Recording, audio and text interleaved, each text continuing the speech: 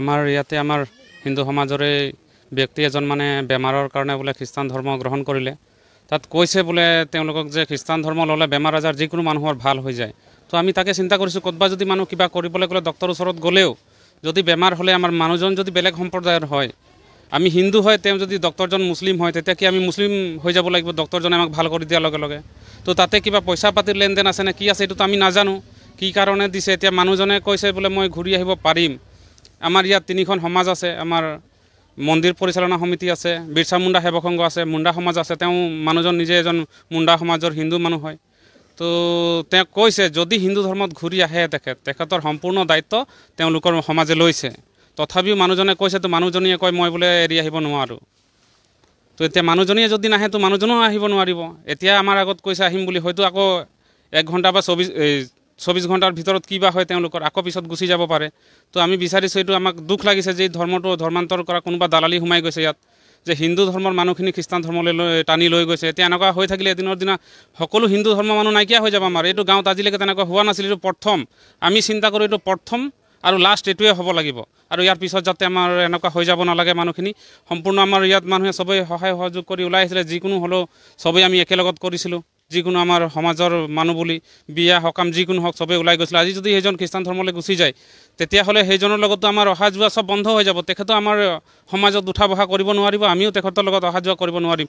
বেমাৰ আজাৰ যিকোনো হ'লেও আমি যাব নোৱাৰিম নহয়। তো সেইজনক আমি এইটোৱে অনুৰোধ জনাওঁ, তেওঁক যে মানা কেৰকতে আমাৰ দাদাই হয়, তেখেতক সেইটোৱে আমি অনুৰোধ জনাইছোঁ, তেখেতলোকে সম্পূৰ্ণ যাতে আমাৰ সমাজত ঘূৰি আহক আৰু আমি চবেই আগত যেনেকুৱা আছিলোঁ তেনেকুৱাই হৈ থাকিব বিচাৰিছোঁ। মানে আমাৰ ইয়াতে আমাৰ হিন্দু সমাজৰে ব্যক্তি এজন মানে বেমাৰৰ কাৰণে বোলে খ্ৰীষ্টান ধৰ্ম গ্ৰহণ কৰিলে।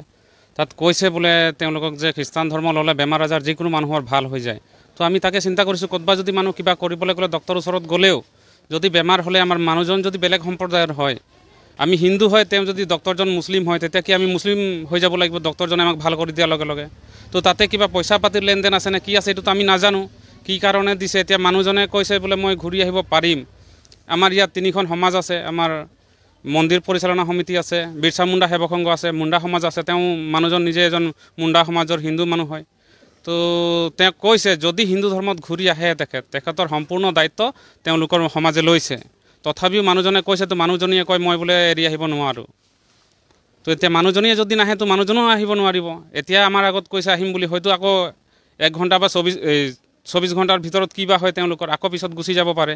তো আমি বিচাৰিছোঁ, এইটো আমাক দুখ লাগিছে যে ধৰ্মটো ধৰ্মান্তৰ কৰা কোনোবা দালালি সোমাই গৈছে ইয়াত, যে হিন্দু ধৰ্মৰ মানুহখিনি খ্ৰীষ্টান ধৰ্মলৈ টানি লৈ গৈছে। এতিয়া এনেকুৱা হৈ থাকিলে এদিনৰ দিনা সকলো হিন্দু ধৰ্মৰ মানুহ নাইকিয়া হৈ যাব আমাৰ। এইটো গাঁৱত আজিলৈকে তেনেকুৱা হোৱা নাছিল, এইটো প্ৰথম।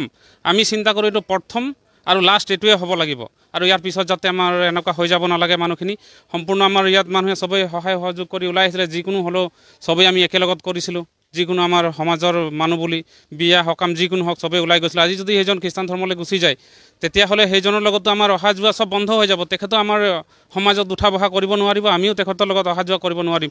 বেমাৰ আজাৰ যিকোনো হ'লেও আমি যাব নোৱাৰিম নহয়। তো সেইজনক আমি এইটোৱে অনুৰোধ জনাওঁ, তেওঁক যে মানা কেৰকতে আমাৰ দাদাই হয়, তেখেতক সেইটোৱে আমি অনুৰোধ জনাইছোঁ, তেখেতলোকে সম্পূৰ্ণ যাতে আমাৰ সমাজত ঘূৰি আহক আৰু আমি চবেই আগত যেনেকুৱা আছিলোঁ তেনেকুৱাই হৈ থাকিব বিচাৰিছোঁ। মানে